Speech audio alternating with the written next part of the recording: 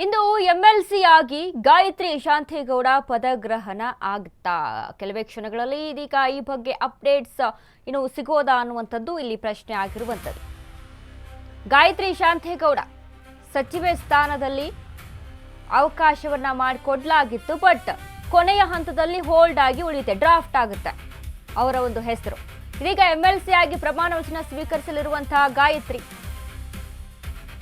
ಬಳಿಕ ಸಂಪುಟಕ್ಕೆ ಸೇರ್ಪಡೆ ಬಗ್ಗೆ ಮಹತ್ವದ ನಿರ್ಧಾರವನ್ನ ತೆಗೆದುಕೊಳ್ಳಬಹುದು.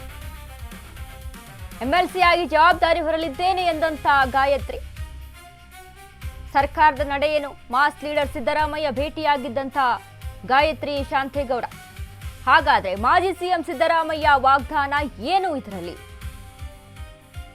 ಎಂಎಲ್ಸಿ ಆಗಿ ಅಧಿಕಾರ ಸ್ವೀಕರಿಸುವ ಎಂದಿದ್ರ ಸಿದ್ದರಾಮಯ್ಯ?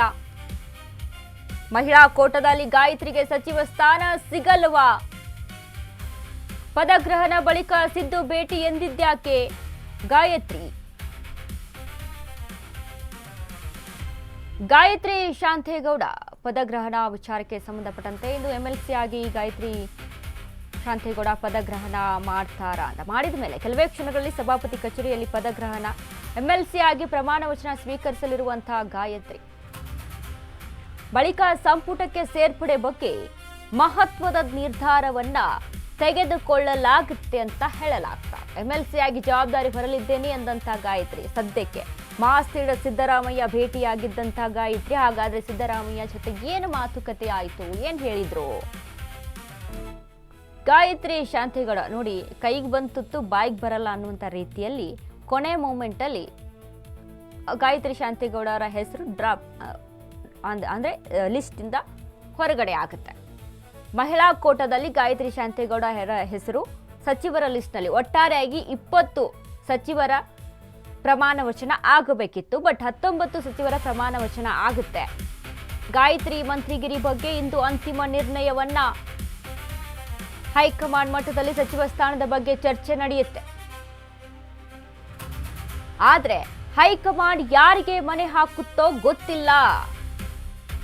ಇತ್ತ ಗಾಯತ್ರಿ ಶಾಂತೇಗೌಡ ಭೇಟಿಯಾಗಲಿರುವಂತಹ ಯತೀಂದ್ರ ಸಮಾಧಾನ ಮಾಡ್ತಾರಾ ಅಥವಾ ಸ್ಥಾನವನ್ನ ಒದಗಿಸಿ ಕೊಡ್ತಾರಾ? ಸಚಿವ ಸ್ಥಾನದ ಕೈ ಬಿಡುವ ಬಗ್ಗೆ ಮನವೊಲಿಸುವ ಸಾಧ್ಯತೆ ಕೂಡ ಇದೆ.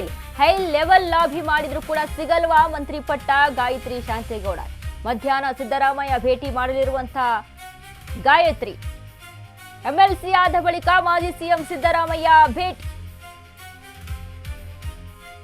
ಎಂಎಲ್ಸಿಯ ಒಂದು ಸ್ಥಾನ ಸಿಕ್ಕಿದೆ ಅಂತ ಅಂದ್ರೆ ಸಚಿವ ಸ್ಥಾನದ ವಿಚಾರಕ್ಕೆ ಸಂಬಂಧಪಟ್ಟಂತೆ ದೊಡ್ಡ ಒಂದ್ ಮಟ್ಟಿಗೆ ಯೋಚನೆ ಮಾಡಿ ನೋಡಿದಾಗ ಚಾನ್ಸಸ್ಗಳು ತುಂಬಾ ಕಡಿಮೆ ಇದೆ.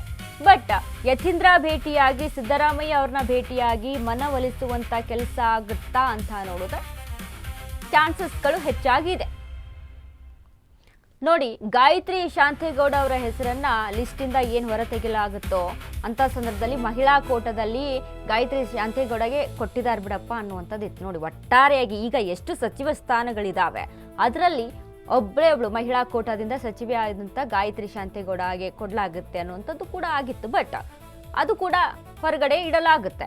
ಇದೀಗ ಒಂದ್ ಕಡೆ ಲಕ್ಷ್ಮೀ ಹೆಬ್ಬಾಳ್ಕರ್ ಕೂಡ ಲಾಭಿ ಮಾಡ್ತಾರೆ, ಅವರ ಬೆಂಬಲಿಗರು ಕೂಡ ಪ್ರೊಟೆಸ್ಟ್ಗೆ ಮುಂದಾಗ್ತಾರೆ. ಒಂದ್ ಕಡೆ ನೈನಾ ಮೋಟಮ್ಮ ಕೂಡ, ಇನ್ನೊಂದ್ಸರಿ ಫಾತಿಮಾ ಕೂಡ, ಎಲ್ಲರೂ ಕೂಡ ನಾವು ಅವಕಾಶ ಕೇಳಿದ್ವಿ, ಮಹಿಳಾ ಕೂಟದಲ್ಲಿ ನಮಗೆ ಸಿಗುತ್ತೆ ಅಂತ ಅನ್ಕೊಂಡಿದ್ವಿ, ಬಟ್ ಚಾನ್ಸಸ್ ಆಗ್ಲಿಲ್ಲ ಅಂತ ಈ ರೀತಿಯಾಗಿ ಅಲ್ಲಿ ಚರ್ಚೆ ಶುರುವಾಗುತ್ತೆ. ಅದಾದ ಮೇಲೆ ಏನ್ ಲಿಸ್ಟ್ ಔಟ್ ಆಗುತ್ತಲ್ಲ, ಅವಾಗ ಏನು ಕಾಂಗ್ರೆಸ್ ಪಾಳ್ಯದಲ್ಲಿ ಅಸಮಾಧಾನದ ಹೊಗೆ ಏನಾಡುತ್ತಲ್ಲ, ಅದು ದೊಡ್ಡ ಮಟ್ಟದ ಬೆಂಕಿಯಾಗಿ ಕಿಚ್ಚಾಗಿ ಅಲ್ಲಿ ಪರಿಣಮಿಸುತ್ತೆ. ಹಾಗಾಗಿ ಹೈಕಮಾಂಡ್ ಒಂದು ಲೆವೆಲ್ ಅಲ್ಲಿ ಯೋಚನೆ ಮಾಡಿಕೊಂಡು ಗಾಯತ್ರಿ ಶಾಂತೇಗೌಡ ಅವರ ಹೆಸರನ್ನ ಲಿಸ್ಟ್ ಇಂದ ಔಟ್ ಮಾಡುತ್ತೆ, ತೆಗೆದುಹಾಕುತ್ತೆ ಹೊರಗಡೆ.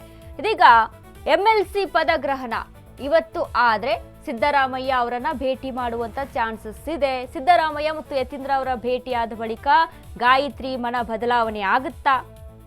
ಕಾದು ನೋಡೋಣ.